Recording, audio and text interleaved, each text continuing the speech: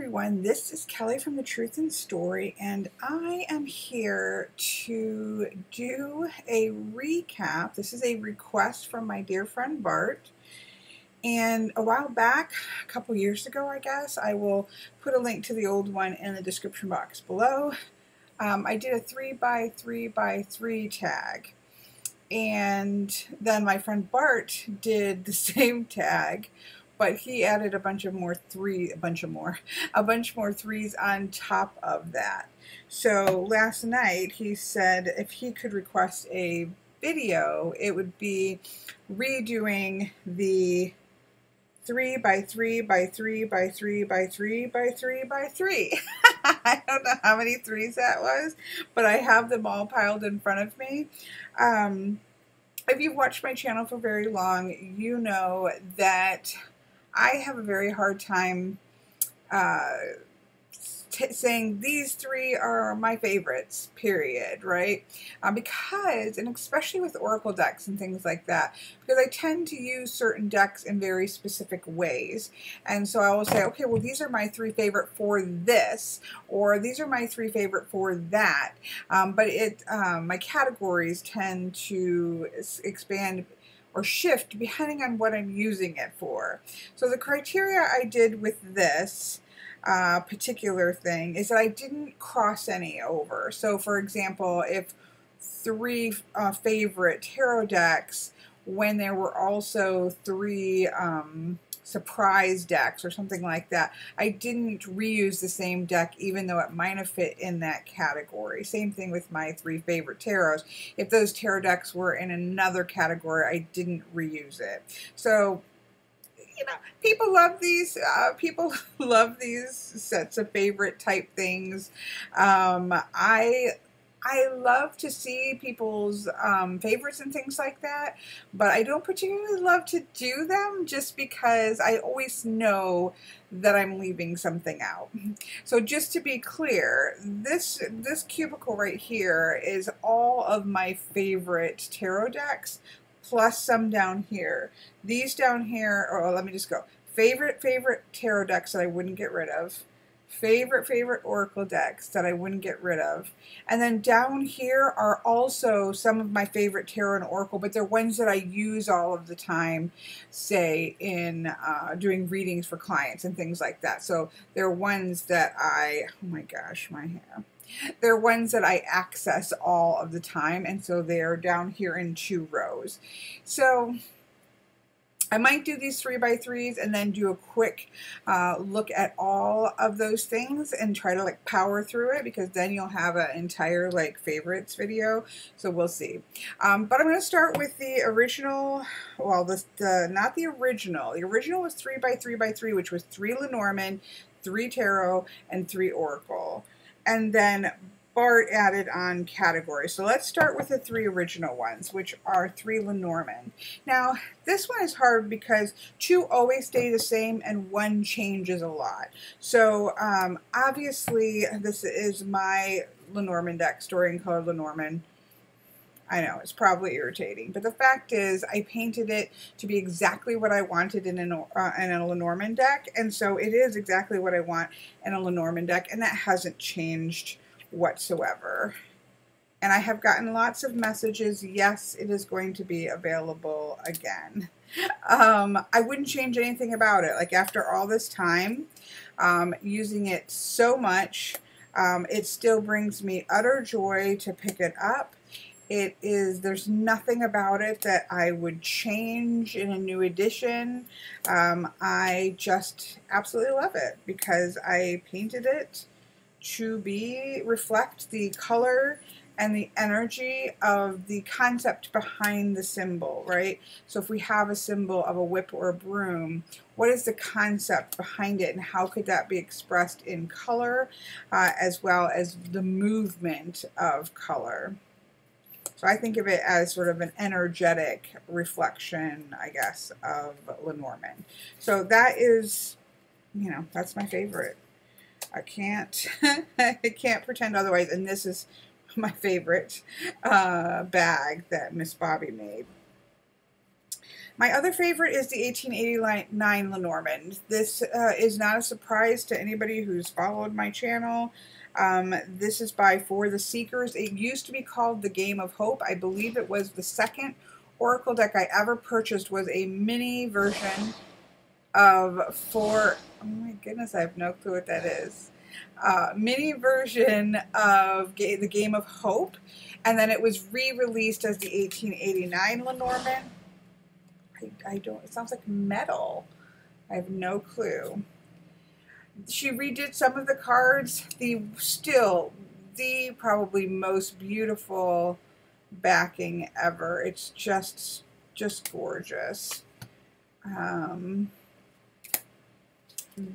I use this. I have a mini version as well that I use.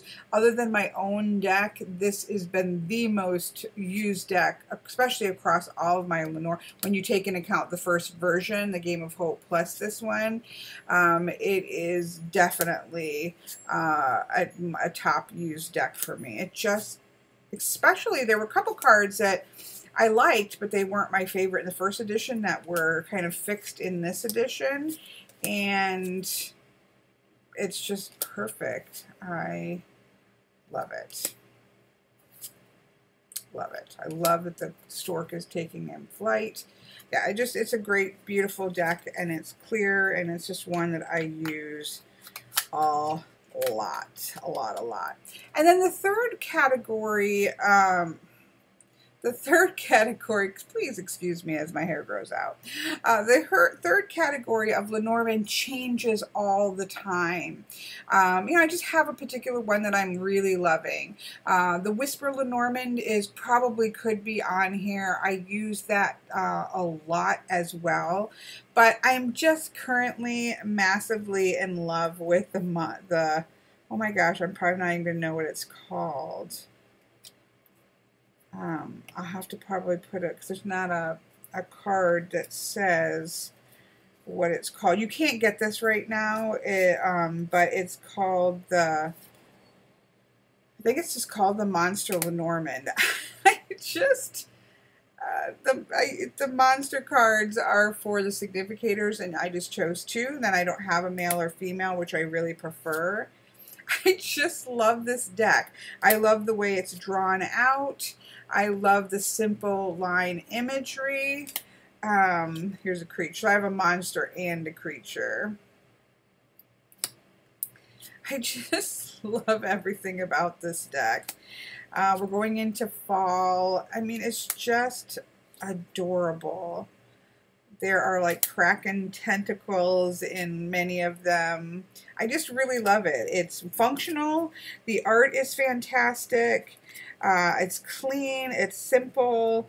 Like, I just really love this. There's all kinds of extra cards. I just use the, like, you could use the Querent and the partner card. You know, this is you know, being your active self, and this is the person that you are open and receptive to being significant to you. So I like those two as well. And there's a feminine and a masculine. There's also a seeker card. So you could do, say, the seeker and the partner, or the seeker and the monster, or the seeker and the creature. You can do whatever you want. I just love this deck so much. It just makes me smile. Again, if I were to look at like ones that I use a lot, I probably should have grabbed the Whisper Lenormand, which is over there. But that is definitely one. It's clean and simple, one that I absolutely love. Maybe Lenormand. I mean, I could go on. There's a lot of decks that I love, and I love them for different reasons. But today, those are my top three. The Story in Color Lenormand, 1889, and the Monster Lenormand by Just Roller. I will try to list the names, because I know that people ask me to do that. And I'll try to remember to do that. So that would be top three at the moment. For tarot decks, now this was hard, but because I wasn't crossing, if I had the deck in another pile, I didn't duplicate it. So it's hard for me to do these because I have so many favorites for different reasons. But I won't probably for, I hope, maybe forever have a favorites list without the John Bauer Tarot. This is my favorite for storytelling. It just takes me to a place of once upon a time in a faraway place there lived a young girl, right? She was tired of being confined by the castle, and she headed out on the worst day of the year in the middle of a snowfall, willing to do the work. Now, so it's not a traditional tarot. You have to be willing to step off of the path, I think, to get the most out of this deck, but I love it. I just love it. It sings to my heart. So that's one. No surprise to people who've watched my channel for very long, the Margarete Peterson, in terms of depth and healing and poetry of art and poetry of color and poetry of depth, poetry in the major arcana. But again, for many of the same reasons that I do really love my Story in Color Lenormand, is the use of color, the use of light.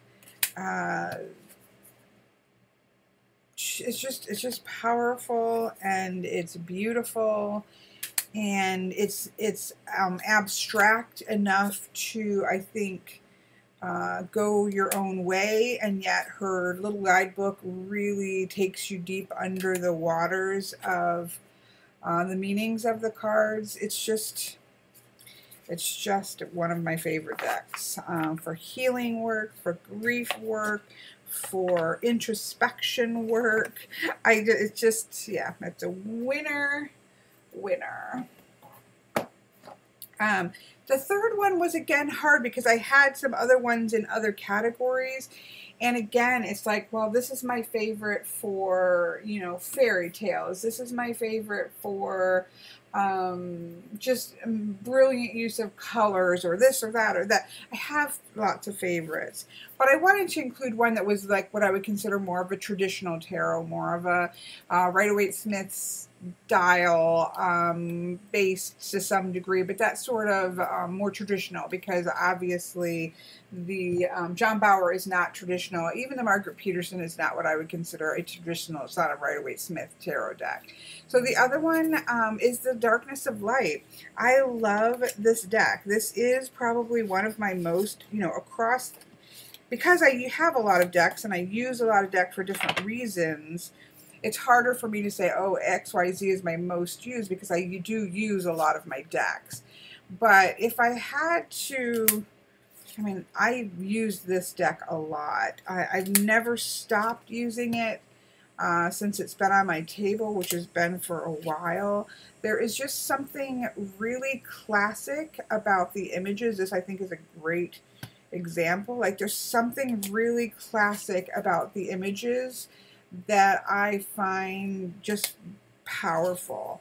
The art behind them is just gorgeous. Has one of my all-time favorite Chariot cards, which is my birth card. It's just a powerful deck. I find it to be neither masculine or feminine. It feels very balanced.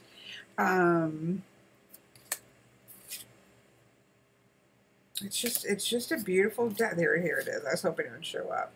I love this Chariot card. Love it. It's just a beautiful deck. I mean, this makes me cry every time I see it. It's just beautiful. It's a beautiful, just give me a classic feeling deck that works for all occasions. There is a new version out that has white top and bottom borders.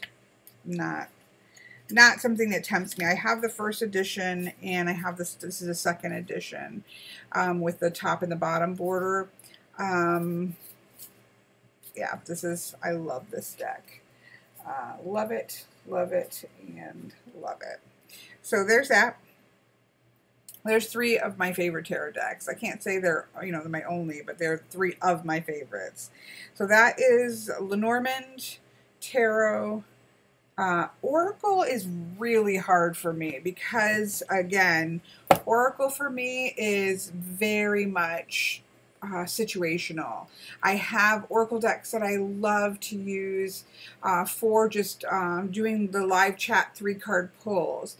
There are Oracle decks that I really love to use for, it's like pulling a single card. That type might be a favorite. There are ones that I use in spreads and things of that nature. So that became really hard for me, but I chose 3 that I would use really a lot in readings versus just pulling a card as an addition, but what I would use kind of on their own, so to speak. The one is the Shaman's Oracle, which I'm going to be doing a walkthrough of after I'm done with this video. It was requested. It's one of my favorite Oracle decks, and I've never done a walkthrough of it. This one has been trimmed. I have a backup copy that hasn't. Here's the backs. Here is the front. Oops, here's the fronts. They are based off of cave paintings. To be honest, I love the color palette of the images. I don't really pay that much attention to the images. I mean, I know them. I've used them so much. Like, I've used this deck so much. But what is the treat in this deck, what I think makes this deck work, are the suits. So there are suits of the dancer, suits of the shaman, suits of the ancestor, suit of the hunter, suit of spirit. I'm trying to see if I remember them all. I think that might be all of them. And it's the suits that, to me, just rock this. Again, watch for a walkthrough of this. I'll be putting it up. The suits are absolutely amazing. And then in the guidebook, there is a little message from the cards. And I love those, and I read them in the readings that I use this deck in, and I use this for an ancestor reading that I do, and I read those little messages out. It's just a little tiny paragraph of a message from the cards, and I think that's part of the Oracle. Most of the times I don't even use Oracle guidebooks, but in this case, that little blurb really, I think, does an amazing job honing in on the energy of that particular suit and card. Love that deck. The next would have to be the Illuminated Earth Oracle. It's hard to get the title to show up there. It's just stunning. I've done a walkthrough of this. I haven't changed the way I feel about this. I think that if you're like me and you do use a lot of more sort of animistic style decks, this works really well, because I think that what she has tapped into, the creators tapped into, is the greater energies of the world at large, right? That things like volcanoes and storms and things of that nature, they're not good or bad. The tempest is not good or bad. It's simply a natural occurring energy confluence. And what we do with that energy and how we react to and how we manage and deal with this is the question. But it's very much about major energy movements in the world around us, and it works stunningly. I use it a lot in conjunction with the Ancestor Oracle. I use it in conjunction with the Weaver's Oracle, which should be in here. So I'm saying this is not a very inclusive list, but we'll get to that. I use this a lot, and I love it. Then the third one is really difficult because, again, I would say, okay, well, the Weaver's Oracle would be a favorite of mine, and it is, but I use it in one reading and one card, so it's definitely not. Let me turn off my phone. It's not what I would say is my most used deck, but it's definitely, it's a deck that just blows my mind. But in terms of usage, I would have to say the mystical Shaman's Oracle. I don't use the guidebook, to be honest, and I don't think it's necessary. Again, for me, the color palette, the images, the titles, it's really, for me, all that is really necessary to read with this deck. And then, of course, you can obviously look things up on your own. But it's just, again, the images, the color palette, it's just stunning. I use this a lot in conjunction with the Shaman's Oracle and the Illuminated Earth Oracle and the Weaver's Oracle. I just use this deck a lot in those style readings, which are readings that are my favorite types of readings. So, so yeah, I mean, I just,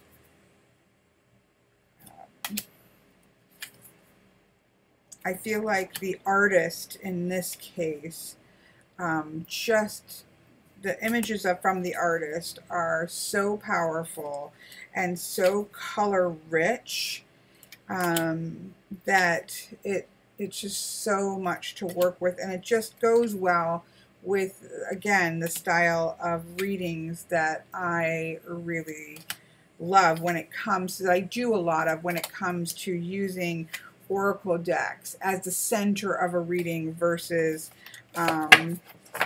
you know, just being pulled for sort of one, you know, for a message at the end of a reading. If I had to choose one like that, and I'll talk about that a little bit more when we look at the other decks, but if I had to choose one that, you know, just pulling to grab a quick message at the end, one's already in another pile, which is the Angels and Ancestors, but the other would be the Cosmic Reading Cards by Nari Anastasia. I just love this deck. And for those sort of quick, you know, I'm done another reading and I just want to leave with a general message, it's just amazing. It's absolutely amazing. So anyways, there's a bonus one. So that was 3 Tarot, 3 Lenormand, 3 Oracle. So then, I've got it on my phone here, so excuse me while I look. The next one was 3 of the most surprising decks. I have quite a few, and truthfully, this one that I just mentioned in terms of Oracle deck would definitely, I would never purchase this. This was sent to me. I would never purchase this deck, and it surprised me because it has been such a powerful deck for me. I would also say the Shamanic Healing has been a very surprising deck. So I feel like I have quite a few surprising decks, but the 3 that I picked were definitely the Crow Tarot. Again, because of the style of decks that are readings that I love to do, when I'm not just doing, say, a tarot reading or a Lenormand reading or something like that, but when it gets to the sort of spreads and things that I've kind of put together as my own readings, they tend to be surrounding, like the Mystical Oracle, Shaman Oracle, the Shaman's Oracle, the Illuminated Earth Oracle, and the Crow and the Weaver's Oracle. And then the Crow Tarot just is a nice, clean deck that I consider to be like a pip deck almost. It is Rider-Waite-Smith. I did not expect to like this. I don't really like collage. I don't really like really straight up Rider-Waite-Smith. But I love crows. So Miss Ossette had sent me, this is the US Games version. Miss Ossette had sent me the Kickstarter version. And I fell in love with it, and I fell even more in love with the US Games version. I love both of them, but this is the one I use all the time.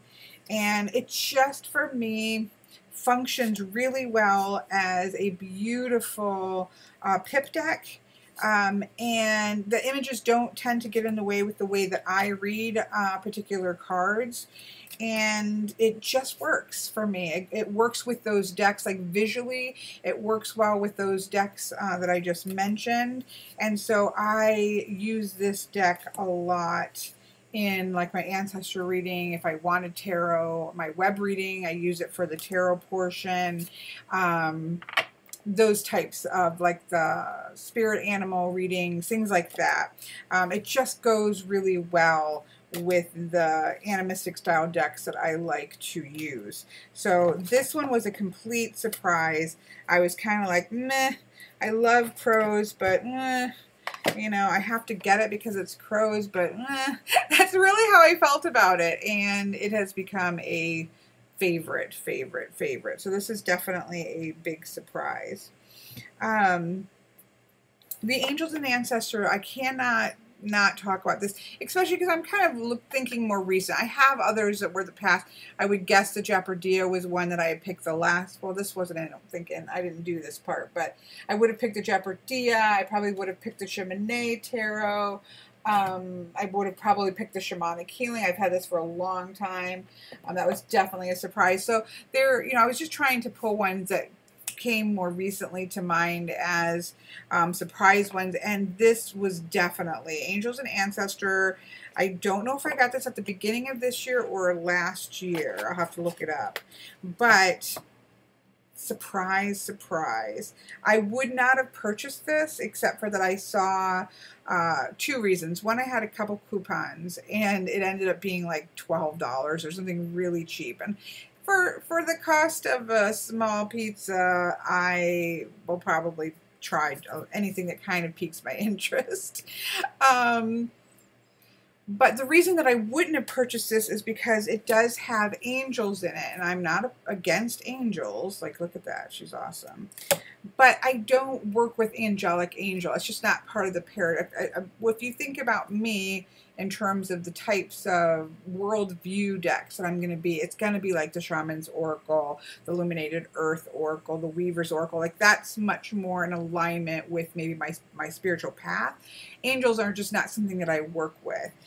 And the other thing is that I was actually taught and worked with angels, even as a Christian growing up, not in the kind of fluffy, I don't want to say fluffy, that's very, but not in the super, like all angels are guardian angels. So I feel like a lot of the angelic decks that you see in decks today are what I would think of more as sort of guardian angels. I don't even know if I would say that, but more as a particular one or two type of angel of sweet and nurturing and full of light and full of nurturing energy, right? For me, that didn't represent, like I was taught angels in the terms of warriors of God, like strong, powerful, you know, just powerful beings, right? And so a lot of the decks just don't reflect that. I don't work with angels. B, they don't always reflect the way that I would see an angel if I was going to work with angelic energy. I love this guardian angel because it's just a feather. That can be anything. It can look like anything. So the angel part would be one that, you know, it's just like, I probably wouldn't get it. And I'm so glad that I saw Miss Ossette's walkthrough because I love this deck. I mean, not many decks have a Shaolin Master. It has druids. It does have angels in it, but they're kind of guardian types. Most of them I can work with. I mean, the seer is gorgeous. This animal is gorgeous.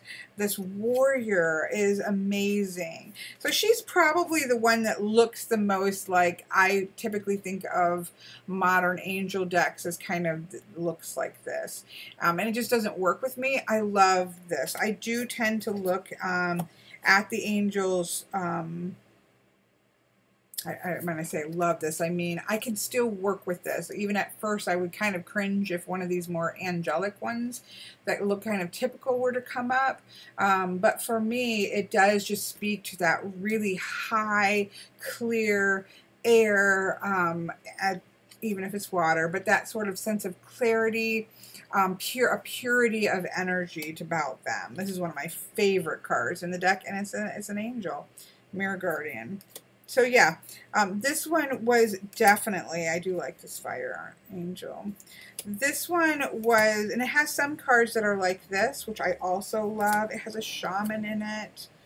It has Father Sky, which to me is very Zeus. I don't think it's meant to be Zeus, but it has very, I love the Oracle. Like, this deck just works for me. I feel like it's so beautifully multicultural in what I consider to be a very empowering way. I know that some people disagree on this point, but I find the broad range of ethnicities and cultures to be very mindfully done, very respectfully done, and very empowering. And so I love this one as well. It's just beautiful. So I love this deck. I use it a lot. Hunter has even a Christian feel, a lot of different religious overtones, spiritual path overtones, cultural, but it doesn't feel like a mishmash to me. To me, it just feels like what I think of, right? All of the different cultures and all the different ethnicities, all of the different stories, all of the different archetypes across different cultures and mindsets are reflections of the human struggle for answers, the human story with a capital S. And I feel like this taps into that really beautifully. So this was definitely, as I can probably talked about it way too much, this is definitely was a surprise and a treat for me. The third one was kind of hard. I guess I have problems with the third ones, and the number 3 is my favorite number. I picked the Sasuraibito Tarot. I did not get on the Sasuraibito, or the Sassy Burrito as it's lovingly called in our community. I didn't get on this right away. In fact, I was like, meh, I don't really, this isn't one that I need. You know, it's just not one that I need. I love anime style art. But not so much in my, I think, tarot decks, or I don't know. It felt kind of young. It felt modern. I don't know. It just didn't strike me. It's like, okay, that's really cool, but I don't need that. And I didn't get it for the longest time. But this one has surprised me. It's a really great, even though, look at the 3 of Swords. You know me, that's not my fave. It just surprised me. It reads really beautifully. I'm trying to find my favorite card in here. There's a couple of favorite cards in here that did kind of, I like this 2 of Swords. But it just reads really well. I love this Justice. This was one of the cards that made me want to get it for sure. I love the 6 of Swords. Definitely made me want to get it. Definitely made me want to get it. The 8 of Cups. So there were just some that stood out to me as just for those cards alone, I would want it. Trying to find the 6, no. Yeah, the 6 of Pentacles. But I probably already passed. I love the Death card. I have walkthroughs of these, so this isn't meant to be a full walkthrough. I'm just trying to find that one, because that was one, this one, 6 of Pentacles. It's not about a rich person giving to a poor person. It's not about, for me, straight charity. It's about the connection, that we're all connected, and because of that connection, we want to give out and receive energy at different times, and I love that. So yeah, so this one was a surprise to me. I finally succumbed to it. I think Kelly Bear maybe was one of the final pushes. And I thought, well, okay, I'll get it. But, you know, I'm not expecting that much out of it. And I actually use this quite a bit in my professional practice. It works great for people. People respond to it well. It just reads really well for a variety of different situations and questions. So that was definitely a surprise. Okay. Let me go, keep moving here. I know. Three most surprising decks, 3 Pip decks, so that was pretty easy for me.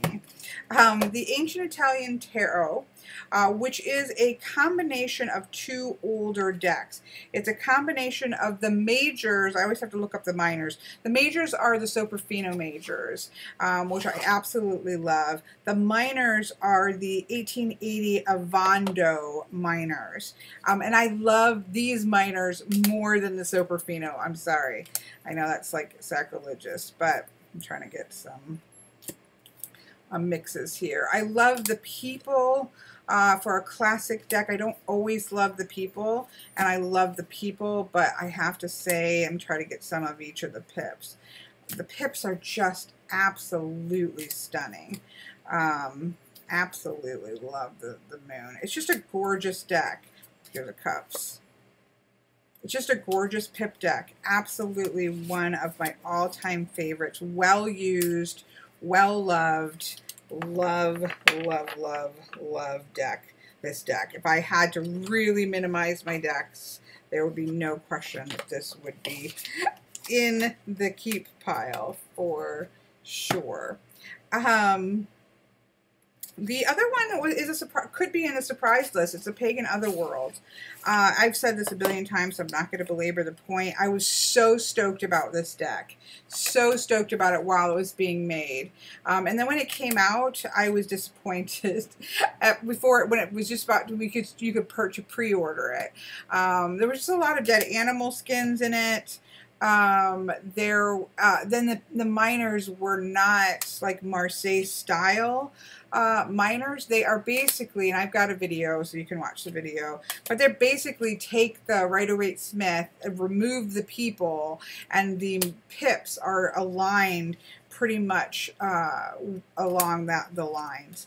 And so that was just kind of disappointing to me because I thought it was going to be much more of a Marseille style pip deck, but that very thing has come to make it one of my all-time favorite decks because it really does bridge the gap. I mean, you can really see it in this Three of Wands. It really bridges the gap as a reader who does love to use pip decks, and yet people do, know and respond to Rider-Waite-Smith style imagery. It's just a really beautiful mixing of the two that I think especially for a professional reader, it works really well. I use this a lot. One of my all-time favorite strength cards. Yes. So yeah, this is definitely a favorite pip deck of mine. So it went from, this is going to be my ultimate pip deck, to like, oh, I'm so disappointed, I'm not even going to pre-order it. And then my friend Patrick sent me his copy eventually, and then I was like, oh, why did you not get this right away? Because it's amazing. So yeah, so there's that. So this could be, go in a couple categories. Definitely one that if I had to reduce my decks dramatically, that would stay. And I use it, again, a lot. The other is the Arcana. I don't make that face at it because I love this deck, but I think people would be surprised. This is the Arcana Tarot playing cards.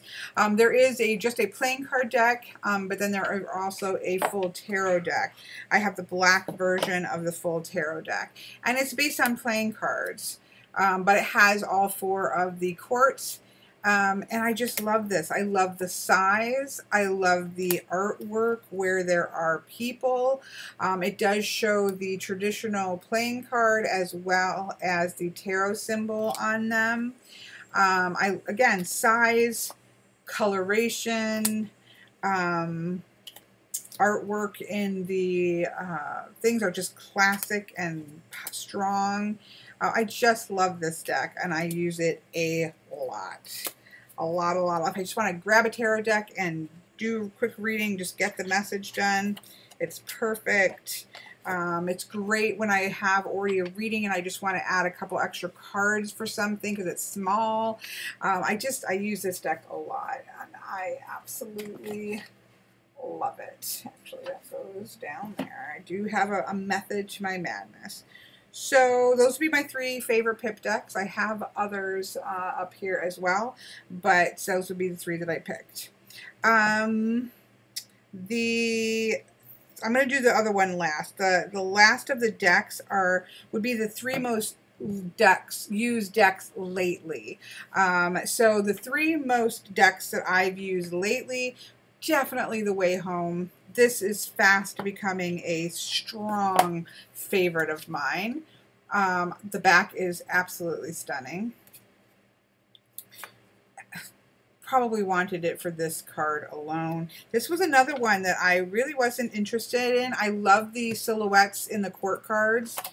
I wasn't interested in this one because it felt modern, which I tend to not be a modern person. There was a mix of art styles, such as the silhouettes, then cards that were more like this or this, which are stunning, and then like full color cards like this. So it did feel like on a glance, not in person, like there was not a cohesive art style. It's one of my favorite Daughter of Pentacles ever.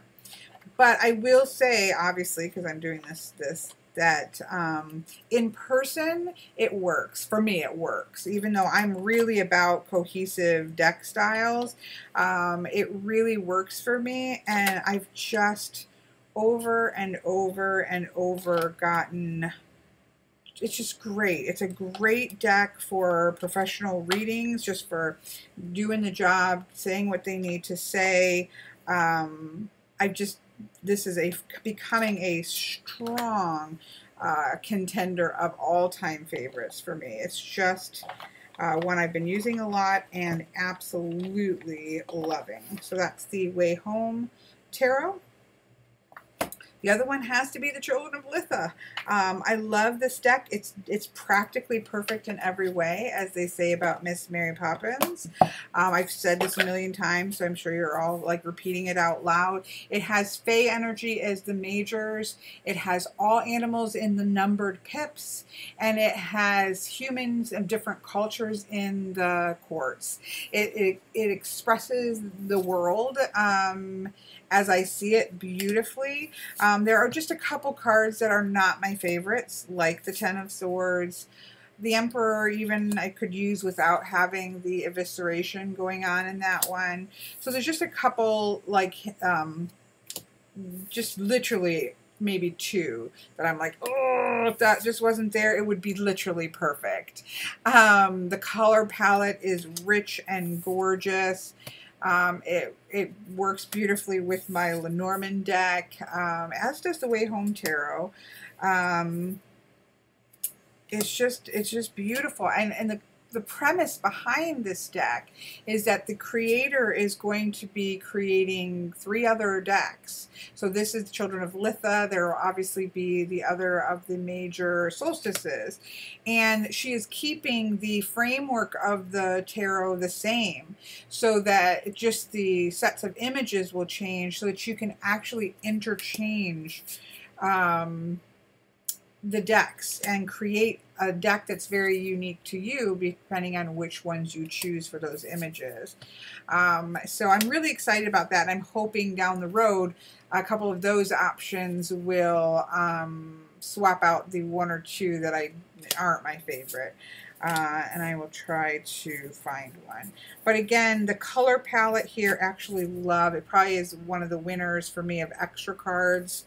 Kind of dragon and the moon. I mean, come on. It's like, it's perfection. It's practically perfect. I'm trying to see if I can find. Again, and this has to do with my worldview. Here we have the Emperor. He's making the hard calls and the hard decisions, which is it's workable. Love this. It's just, you know, not my favorite. And then let me see if I can find. The Ten of Swords is rough. The Ten of Swords is definitely one. Just because I don't read the Ten of Swords that way, I've made great peace with the 3 of Swords, and I actually really love it. Here is the 10 of Swords. You know, it's just, it's very graphic. But it also does work just in terms of the condors and the vultures, and you know, this is part of the cycle of life. I probably would appreciate this more minus the swords, but you know, there are sort of like white images of the human symbols of the suits, but then they're all animals, and it just works. Like I said, the key here is that, you know, the majors are that Fae, Otherworld, magic, divine feel, and those are even very much morphings between Fae and animals. And then it has the, this goes on my desk, and then it has all animals in the Pitma numbers, and then it has the various cultures of humans and the court. So it just really represents the natural world. I mean, yes, human beings are part of the natural world. We are part of Earth. The last one would be the Moonchild Tarot. Again, Star Child, I always appreciated the production. I appreciated the just gorgeousness, but it just didn't quite read well for me. It was too feminine. But this is still a feminine deck. So I've done a walkthrough. So there's still far more females in here than males. But the color palette, there's something about the color palette. The quartz are stunning. That just brings this down into far more balance. But I still would, so I really did just say, okay, I'm just going to try, you know, they're not cheap. These aren't cheap decks, but I just thought, oh, I just love the color palette that I was seeing. And I have to say that I have used this deck a lot. I use it in my grief reading. I use it in my Port in the Storm reading with the Illuminated Earth Oracle. It works beautifully with the Illuminated Earth Oracle.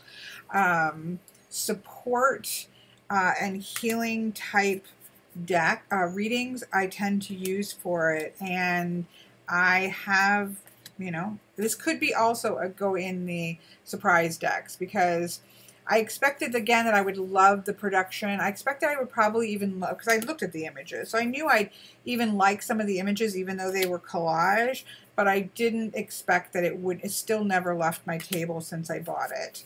And that, you know, that says something. When something like the Darkness of Light, like this deck, stays on my table for a long time, it just means that it, in a practical sense, as a professional reader, it's being used. And so yeah, I would have to put the Moonchild Tarot in here, even though that would have surprised me a year or two ago.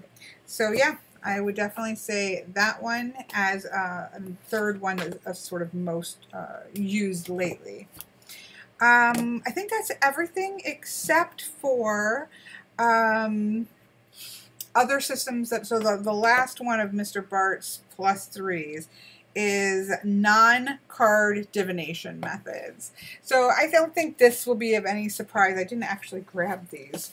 I don't think this will be of any surprise. This is my prototype one that's much larger than the current, the working one. But these are my journey tokens. So here we go. Trying to see how best to show that these are my own system in token form. I grabbed 9 out, I cast them, so there's 45 of them, and it's mine. Again, it's something that I labored over. I continue to labor over. I'm actually starting to work on painting them now, again, because it started with that and then it morphed, and then I'm going to make a version with painting because I love the system. It works for me, for my, of course, I made it. So it works for me as a system really beautifully. It works with the style of readings that are closest to my own personal path, like ancestral readings and animal spirit readings, you know, the web readings, these types of things. It just functions really well for me in that capacity. That's why I made it. So I have to, you know, I have to say that. The other would definitely be runes. I'm going to grab.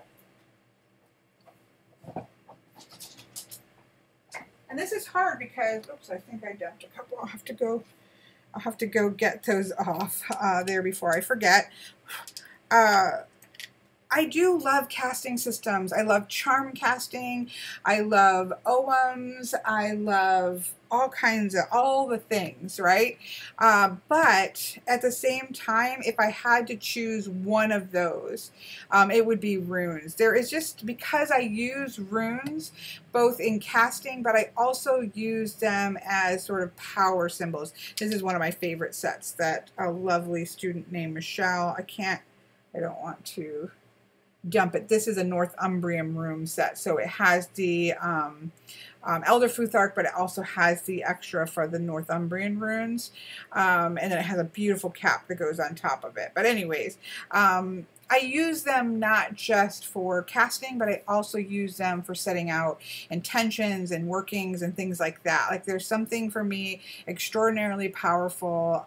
Same thing, and I will say the same thing with OMs, but if I had to, you know, if I had to narrow it down from the different casting systems besides my own, I would have to go with the runes. So that is the second casting system. The other, I don't necessarily have anything to hold up other than dice, but it's geomancy. I've said it before, I'll say it again. I do believe I was a geomancer in a past life. I love the system. It is a system of shield. Well, here, let me just pause for a minute here. Okay, I printed one of these out real quick. This is a shield chart. And you just cast these first four, and then through a process of combining, moving and combining, you get down to the all-powerful judge. That's right here.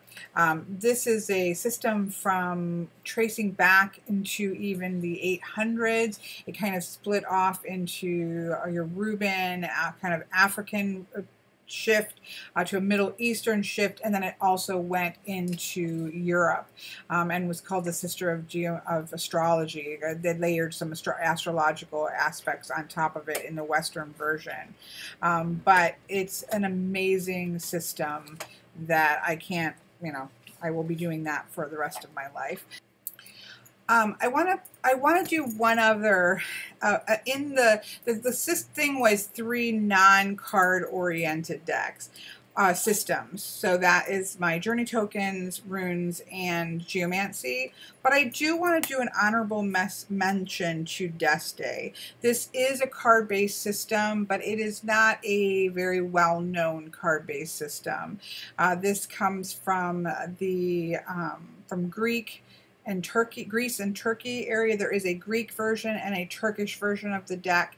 This is my well-loved and well-used Turkish version. My beautiful friend sent me the Greek version as well, but I'm kind of saving that for, you know, when this just falls apart, I suppose. It's very, I love this system. And it's definitely one of those ones I would say that would also go in the surprise category. What I find this is an amazing system that kind of combines the court system of tarot, elemental court system, with a similar to Lenormand style system. It's a juxtaposition of those two things. And what I find it does amazingly is to show, for me, this is how it's kind of turned up for me. It shows sort of it's very good at showing obstacles ahead for you to be able to work with, to be able to avoid. It really works wonderful for that. And it doesn't really fit into any of these one of these categories, but I would say as sort of a not as well known, but very powerful, useful system, I had to at least bring Deste. I don't think I even showed any of the cards. I had to bring Deste into the mix. So there are court cards. There are elemental cards, and all of the courts are also elemental based. There are such as the heart card. Love the court cards. You know, like the key card. There are the 4 elements. There are 2 goddesses. Valide, which is shadow, dark, and then there is, if I can find her, a chart, who is obviously there she is. Of light and nurturing and things of that nature, and it's just really beautiful.